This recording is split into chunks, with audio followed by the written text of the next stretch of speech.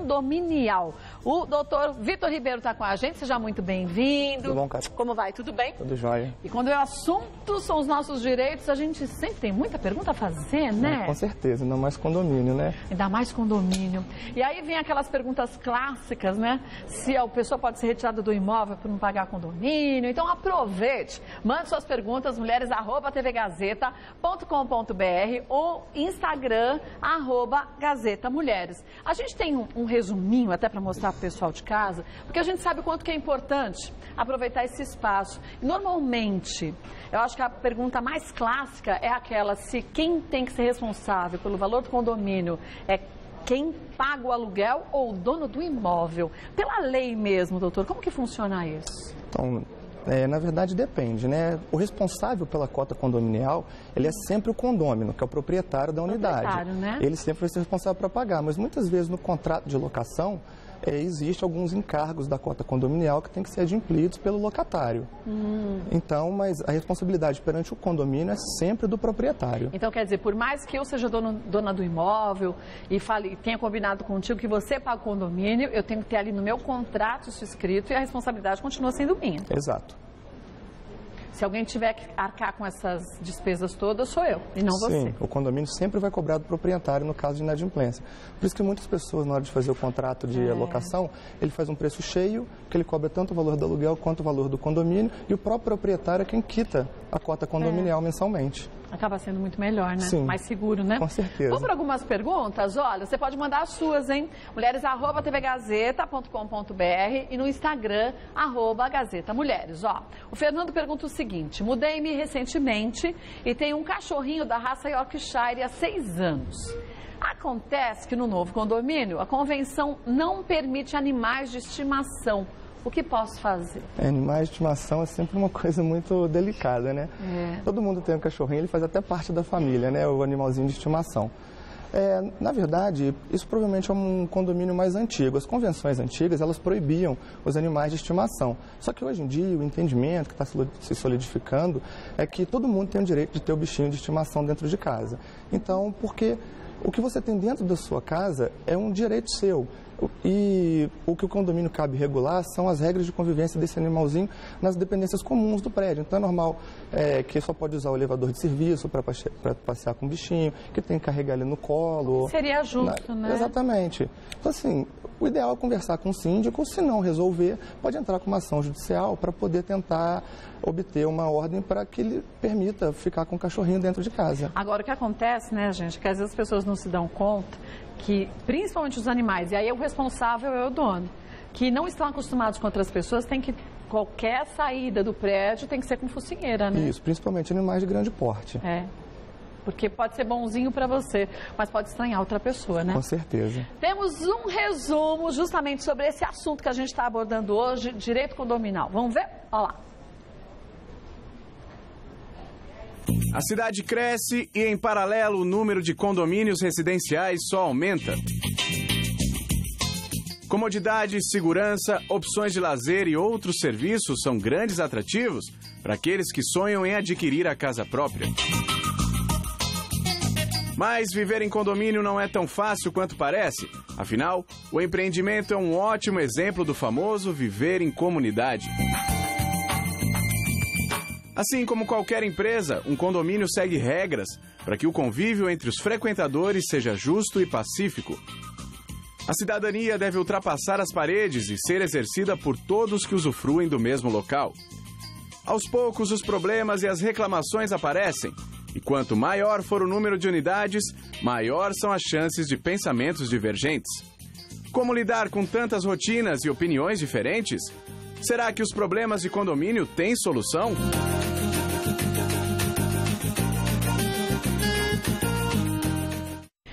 Solução eu acho que tem, agora tem que ter boa vontade também, né? Porque senão fica difícil, né, doutor? Com certeza, resolver amigavelmente é sempre a melhor saída, né? E saber dos nossos direitos, mas dos nossos deveres também, né? Sim, todos os condôminos têm vários direitos e vários deveres, que todos têm que ser cumpridos rigorosamente. É aquela história que a gente estudava na escola, na educação moral e cívica, que o meu direito termina quando começa o seu. Exatamente. É básico, mas é sempre muito importante ser lembrado, Sim. né? Vamos ver mais uma dúvida que surgiu? Vamos ver de quem que é, da Marisa. Em uma assembleia no meu condomínio, onde só estavam presentes 40% dos condôminos, foi decidido que seriam feitas uma série de reformas no condomínio. Eu não pude estar presente no dia e não concordo com as reformas, uma vez que as mesmas implicam em gastos extras e estou sem condições financeiras neste momento. Considerando minha ausência, eu estou obrigada a suportar estas despesas? Olha, todas as decisões tomadas em assembleia, né, elas são válidas para todos os condôminos. Mas não tem que ter 50% mais um? Não, na verdade não. Como que funciona a assembleia? A assembleia é convocada, ela se instaura com 50% mais um dos condôminos em primeira convocação e em segunda convocação com qualquer número de condôminos. Então, na verdade, só estavam presentes 40% dos condôminos, muito provavelmente foi instaurada em segunda convocação. Então tem validade. Tem validade, todas as decisões são para todos. Então ela vai ter que arcar com as despesas. Vai. Por isso que é importante sempre participar das assembleias, estar por dentro dos assuntos do condomínio, porque o que for decidido ali vai valer para todo mundo. A assembleia é o órgão máximo do condomínio. Mesmo que fale assim, mas naquele dia eu tinha um parente no hospital, eu tinha que trabalhar, tem que mandar uma outra pessoa em seu nome, né? Poderia mandar uma pessoa com procuração para poder estar defendendo os direitos dela. Normalmente, quando a pauta de assembleia é fixada nas dependências comuns, e muitos condomínios também enviam cartas, todos os condôminos informando, tem a data e tem os assuntos que serão discutidos. Então, se existe algum assunto mais sensível, provavelmente um gasto extra, né, é interessante ou participar ou ter alguém representando para poder discutir sobre aquilo. Então, Marisa, não vai ter jeito, você vai ter que arcar com esses custos mesmo, né? Infelizmente. Infelizmente. Vamos ver mais uma pergunta? Da Lourdes, onde eu moro já foram roubados 10 apartamentos. O condomínio tem que se responsabilizar pelos roubos, já que temos seguranças? Olha, se o condomínio fornece serviço de segurança, ele tem que se responsabilizar sim. Na verdade, o condomínio ele só não tem a responsabilidade pelo que acontece dentro se ele não fornece esse serviço. Então, se o serviço é fornecido, os condôminos pagam por esse serviço, provavelmente deve ter uma empresa que presta serviço de segurança, o condomínio vai se responsabilizar perante os seus condôminos e depois a empresa de segurança vai responder isso perante o condomínio. Lembrar, né, gente, que segurança é diferente de porteiro. Com certeza, são coisas diferentes. São coisas distintas. Exatamente. Né? A portaria é só para fazer um controle de entrada e de saída, para poder receber a correspondência, para poder manter as questões do condomínio em dia. O serviço de segurança é um serviço diferenciado. E aí, a Lourdes teria que entrar com um processo contra o condomínio ou contra a empresa de segurança? Na verdade, a Lourdes vai requerer o reparo perante o condomínio e o condomínio vai requerer isso perante a empresa de segurança. E aí você faz um levantamento de tudo que foi roubado do seu imóvel? Isso, aí tem que ter comprovado. Normalmente a empresa que fornece serviço de segurança tem câmeras, você vai ver as pessoas transitando por dentro do apartamento, em todos os corredores, né, nas áreas comuns, transportando, retirando coisas, arrombando as portas. Então você vai fazer um levantamento, vai comprovar aquilo que foi realmente subtraído e vai poder requerer de volta. E infelizmente, gente, isso aqui tem sido muito mais comum do que a gente gostaria. Com certeza. Porque bandido, cá entre nós, é esperto por um lado, né? Você pega um prédio, você ali já tem, uma vez que você entra, você tem todos os apartamentos para serem roubados, acaba sendo um pouco mais seguro para eles, né? Nesse sentido, né? Depois de ter avançado a portaria, sim. Fica mais fácil. Então, por isso que quem mora em condomínios também tem que falar isso quando se tem as reuniões de condomínio, né? Sim. Quer dizer, como vai ser feita a segurança, de que forma. E a gente não tem que reclamar, gente, quando você fica preso naquela gaiolinha, dentre uma porta e outra, porque às vezes o dono do apartamento fica bravo. Por que não abriu as duas? Por segurança, tá certo. Tem que fazer Exatamente. Isso com todo mundo, né? Sim, é o procedimento padrão. Vamos ver mais uma dúvida que surgiu? Marcos, os condôminos com condomínio em atraso podem participar das assembleias de condomínio? Olha, na verdade, eles podem participar sim. Eles podem estar presentes. Alguns condomínios permitem até que eles opinem, que eles se manifestem durante as assembleias. Mas eles não têm direito de voto. Não pode votar? Não pode votar em nenhuma das deliberações que forem ali tomadas. Para poder votar, ele tem que estar em dia com as suas obrigações. Então, na verdade, assim, a participação pode ser franqueada a todos os condôminos, não tem problema, até porque ele estando dentro do condomínio, ele tem direito a acesso a todas as áreas do condomínio, inclusive na assembleia que vai impor deveres a ele. Então, ele pode manifestar a sua opinião, né? Mas ele não pode, de maneira nenhuma, exercer o direito de voto, nem por se fazendo representado. Então, tem que se está inadimplente, pode participar para saber o que vai acontecer, mas votar nada. Nada, exatamente. Um beijo, viu, Marcos? Vamos ver mais uma? Bruna, estão proibindo e multando quem colocar bicicleta na sacada. Isso é permitido? Olha, aí depende um pouco de como essa bicicleta é colocada na sacada. E da convenção de cada condomínio também, Sim, né? Com certeza. Primeiramente, né, a sacada ela é parte da fachada do edifício. Então, se você coloca uma bicicleta, ela está exposta, ou seja, ela está deformando a fachada do edifício, ela não poderia estar ali. Por quê? Porque entende que está poluindo, seria como se você estivesse pintando aquela fachada, aquela sacada de uma outra cor. Ou então eu coloco um varal de roupa. Também não pode. Também pode, né? É proibido. Mas se você coloca uma bicicleta, ela é pequenininha, ela vai ficar tampada, ela não vai poder ser vista da rua, isso não teria nenhum problema, porque você não está fazendo alteração da fachada. Mas como você ressaltou muito bem, vale muito dar uma olhada na convenção de condomínio. Porque se os condôminos permitirem que seja colocada a bicicleta, de maneira que ela não vá alterar a fachada, poderia ser colocado sim. Normalmente as pessoas não leem a convenção do seu próprio edifício, né? Quase ninguém lê a convenção e regimento interno. É uma coisa que todo mundo deveria ler. Ali eles vão ver onde estão os direitos e os deveres dele, o que eles podem ou não fazer, evitar a maioria dos transtornos dentro do condomínio, mas muita gente nem sabe que existe, nem sabe, nunca via do meu prédio, é o que a gente sempre ouve dizer. É verdade. Aí depois pode ser processado e não sabe direito nem porquê, né? Exatamente. Vamos ver mais uma? Dúvida, Andressa.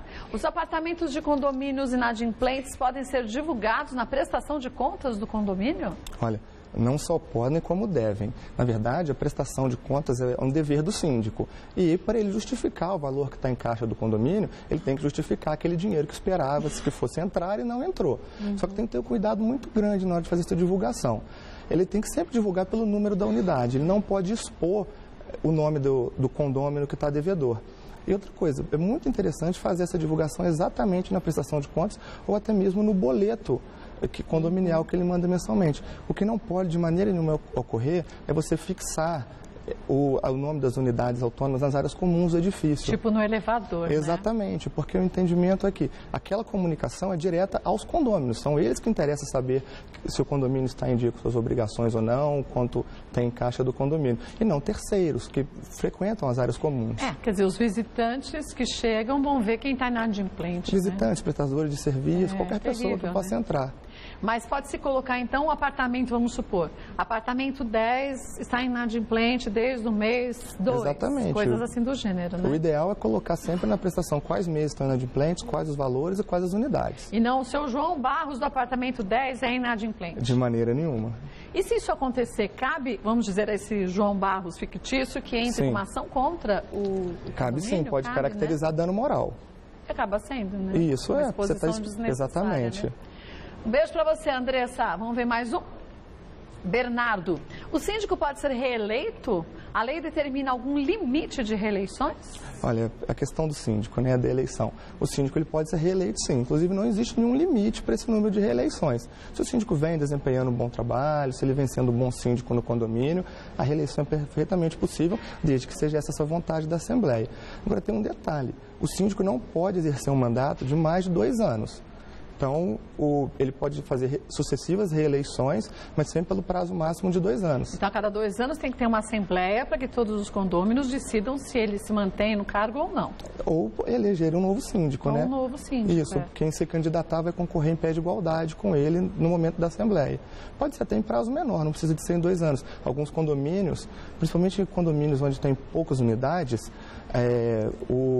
a eleição de síndico é anual e cada ano um condômino é o síndico, é uma rotatividade seguida. Então, no ano o apartamento 1 é o síndico, no outro ano o apartamento é o 2, no outro ano o apartamento 3 e vai rodando para todo mundo poder participar, todo mundo poder ser síndico, todo mundo cuidar do condomínio, que não é uma tarefa fácil. Deus que me livre, eu ia querer pular o meu apartamento. Mesmo porque, gente, tem gente que tem habilidade para isso, outras pessoas não têm a menor habilidade. Sim. Parece simples a gente olhando de longe, mas quando você vê como tem que ser um trabalho de um síndico dedicado, é um trabalho muito árduo.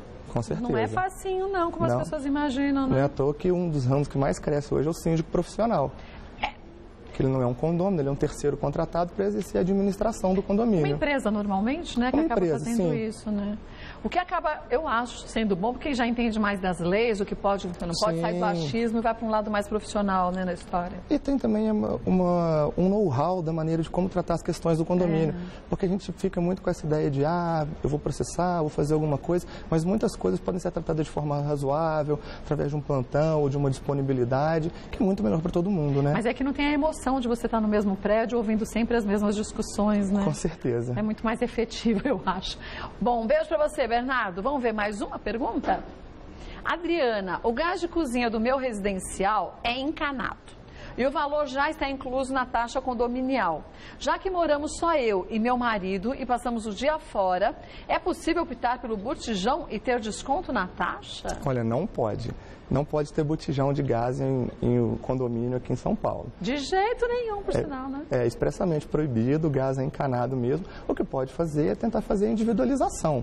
No caso, o condomínio dela, o gás parece que é dividido para todos. É rateado, né? Exatamente. Valor, né? O que poderia é solicitar uma individualização para cada unidade. Mas o botijão é impossível, é expressamente proibido. E olha, infelizmente a gente vê muitos casos de explosões. Sim, Bom, sim. teve uma recente, uns poucos meses atrás. E é justamente por isso, quer dizer, O descuido, né? um descuido afeta o prédio todo, a estrutura, Todinho. enfim, a vida de todo mundo corre risco, né? Então, Adriana, tem jeito não. Só se for para, então, de deixar cada um com a sua conta, cada um com registros diferentes, que pode estar gastando. Da mesma forma que a gente faz com a energia elétrica, tem como individualizar a conta de gás também. E de água também, né? De água também, atualmente até de água. É que de água é mais comum os condomínios terem uma conta de água única.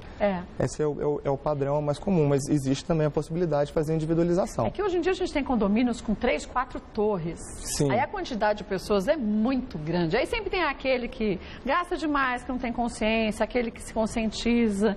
Acho que essas são formas da gente minimizar problemas, né? Sim, tem essa questão de convivência, sempre né? da cobertura que tem piscina. Então. E porque o gasto de água é muito grande, porque tem a piscina. Você tem a piscina, eu não tenho, porque eu pago a mesma coisa que você. Exatamente. Né? Então, gente. A gente tem que evitar conflitos, hoje em dia mais do que nunca, né? Vamos ver mais uma pergunta? Enivaldo, comprei um apartamento e quando me mudei, descobri que o antigo proprietário não tinha pago 6 meses de condomínio. De quem é a dívida? Minha ou dele? Olha, a dívida é do novo proprietário. Isso aqui é muito sério, porque a pessoa não fez um levantamento de tudo sobre o apartamento. Exatamente. Quando você vai comprar um apartamento, um dos documentos que você tem que exigir sempre que você fazer a compra é a certidão negativa de débitos, tanto dos débitos tributários quanto dos débitos condominiais. Ela é emitida pela administradora do condomínio e assinada pelo síndico. Muito provavelmente uma pessoa que se encontra numa situação dessa não pediu a certidão negativa e agora está com uma dívida. E a dívida é dela, porque a obrigação, no caso do condomínio, ela é o que a gente chama de próprio terreno. Ela acompanha o bem. Então, se você é o novo proprietário, você também é o proprietário da dívida. Agora, Enivaldo, não querendo te assustar, mas pode ser que tenham outras coisas também envolvendo esse imóvel. Se você não puxou, é bom que você veja quanto antes. Com certeza. Boa sorte. E olha, esse é um problema sério. Às vezes, sabe esses contratos de gaveta? Sim, tem muito também. Por mais que não sejam legalizados, as pessoas normalmente, em alguns casos, fazem isso. E acabam, por uma certa economia, tendo uns gastos absurdos ou até perdendo o próprio imóvel, né? Sim, porque o que transfere a propriedade é o registro na matrícula. O contrato de gaveta, você faz a compra, você paga, você fica com aquele contrato, mas que ele não está registrado. Tem validade, né? Judicial. Você não dá publicidade, na verdade, daquele ato. Então, a pessoa que te vendeu pode sofrer uma ação, ela pode perder aquele bem de alguma maneira, e quando você vai descobrir, você não é proprietário daquilo pelo qual você pagou ou que você tinha aquele direito. Principalmente um processo trabalhista, né? Sim. Muito. Gente, não tenta fazer economia nesse tipo de coisa. Você fala, mas eu vou pagar muito de imposto. Paga, pelo menos você não tem dor de cabeça. Quando você vai comprar um imóvel, você tem que se preparar para poder comprar também isso com essa porcentagem, é verdade. Vamos para mais uma pergunta? Vamos ver a próxima de quem é? Do Carlos. O prédio que moro alugou a cobertura para uma operadora de telefonia por 250 mil por mês. Esse dinheiro pode ser dividido entre os condôminos? Bom, na verdade, esse dinheiro normalmente ele é usado em favor do condomínio. Então, uma forma de rateio é você diminuir a taxa condominial mensal. Mas também 250 mil, o prédio tem que ter muito apartamento, né? Né? Sim. Mas aí você pode usar esse valor para fazer reformas que são necessárias, trocar um elevador, mudar a paisagem do jardim. Mas não dá, por exemplo, para pegar, vamos dizer, o gasto de condomínio é 50 mil, sobrou 200, tem 10 apartamentos, vamos dar 20 cada um. Poderia, não existe nenhum problema. Também. Mas essa decisão tem que ser tomada pela Assembleia. A gente tem que lembrar sempre disso. Quer dizer, todas as decisões são tomadas pela Assembleia. É o órgão máximo, né? Tudo que tem que decidir pelo condomínio tem que passar para a decisão da Assembleia, que não pode contrariar, a Convenção de Condomínio e a lei. Mas o que a Assembleia decidir é lei para todos. Então, Carlos, coloca esse tema numa Assembleia, na próxima Assembleia, né? Com certeza. Pode ser discutido, né? Pode ser uma renda extra por mês para todo mundo. Que hoje em dia não seria nada mal, né? Com certeza não. Vamos ver mais uma pergunta? Antônio, no meu condomínio não existe determinação das garagens na convenção de condomínio. Assim, gostaria de saber qual o critério legal para a distribuição das mesmas. Olha, se na convenção não existe nenhum critério para a distribuição das garagens, na lei também não existe. Na verdade, o que muitos condomínios fazem quando não tem nada estipulado na convenção? Faz sorteio das vagas. E existem várias formas de fazer o sorteio. Pode sortear uma vez por ano, uma vez a cada 6 meses, pode fazer um sorteio e atribuir as vagas para sempre, para cada unidade, ou pode fazer o que eles chamam de rodízio, faz um sorteio inicial e depois as vagas vão rodando. Então, quem ocupava a vaga 1 passa a ocupar a vaga 2, quem ocupava a vaga 2 passa a ocupar a vaga 3 e vai rodando sucessivamente. É claro, tudo isso tem que ser decidido novamente pela Assembleia de Condomínios e no caso do sorteio, se alguém se sentir preterido porque o meu carro é muito grande, não vai caber naquela vaga pequenininha, o que a pessoa tem que fazer é procurar um outro condomínio que tem um carro menor e estaria disposto a fazer a troca. Agora, não pode entender que isso é uma questão do condomínio. O problema é do condômino que teve a vaga sorteada e ele que tem que resolver, isso não é um problema de todos. E um sorteio, gente, é justo para todo mundo. Com certeza, a gente não sabe o resultado. Não é? Sim. Quer dizer, você pode ficar numa vaga melhor ou numa pior e o condomínio não tem problema nenhum em relação a isso, não é ele que vai resolver essas brigas de eu preferir a 2 e não a 10, né? Exatamente. Então, Antônio, é bom você conversar também na Assembleia do seu condomínio sobre esse assunto, né? Ver o que pode ser feito. Normalmente, hoje em dia, já se faz esse sorteio antes da confusão ou se um prédio é novo, antes dos moradores assumirem cada apartamento. O prédio novo, quando a construtora vai entregar o prédio, tem o que a gente chama de assembleia de instalação. Nessa assembleia, normalmente você vai eleger um síndico, você vai eleger uma administradora e vai fazer a distribuição das vagas de garagem se elas não foram vendidas junto com as unidades autônomas. É porque às vezes já vende direto. Às vezes já vem junto, a garagem já está delimitada, já está demarcada, você já sabe qual é a sua vaga de garagem. Mas no caso de não saber, normalmente é decidido na assembleia de instalação. Vamos ver mais uma pergunta? Vamos ver a próxima. Dá tempo de você mandar a sua, hein? Georgia, pagamos taxa condominial e ainda precisamos pagar taxa para usar o salão de festas. Isso é permitido? Não só é permitido, como também é muito usual. Na verdade, a taxa condominial é para compor despesas ordinárias do condomínio, para pagar o salário dos funcionários, para poder realizar a manutenção diária, para pagar aquelas despesas que são comuns. A taxa de uso do salão de festa normalmente é para manter o salão, para você poder fazer a limpeza do salão, deixar ele organizado para a próxima festa, para poder fazer a manutenção daquele. E não só a taxa de salão de festa, normalmente tem taxa para outros tipos de salões também, salões de jogos, pode ter taxa para qualquer tipo de coisa, em verdade. É entre nós, né, gente? Tem que também reservar aquela tal reserva que as pessoas... tem que reservar com 2 meses de antecedência. É para poder dar o mesmo direito para todo mundo de usar aquela área que é comum, né? Exatamente. Se você quer pretender fazer o uso da área, você informa que você vai usar a área naquele dia, naquela hora, para que o outro... Mesmo pagando, né? Exatamente. Olha, vamos fazer o seguinte, quer aproveitar esse espaço? Eu acho que você não devia perder essa chance. Doutor Vitor Ribeiro, que é advogado hoje, está com a gente, para a gente falar sobre o direito condominial. Mande suas perguntas, mulheres@tvgazeta.com.br e no Instagram, @GazetaMulheres. Vamos fazer assim? A gente vai para o intervalo. Não esquece que hoje Titi Vidal, hein? Vai fazer a previsão para todos os signos. E tem doutor Fellini. Olha, hoje, doutor Vitor Ribeiro, que é advogado, está com a gente. Estamos falando sobre os direitos condominiais. É bom você aproveitar esse espaço para tirar suas dúvidas, pergunte mesmo. Tem muita pergunta chegando, vamos vendo mais uma, ó. A nossa prestação de serviço é um espaço, gente, como se você estivesse lá no escritório do Dr. Vitor fazendo suas perguntas, ó. A Thaís, no caso de um vazamento no andar de cima, onde meu teto foi danificado, após o conserto do vazamento, quem paga a conta? Olha, se o vazamento veio do andar de cima, a responsabilidade é do condômino do apartamento de cima.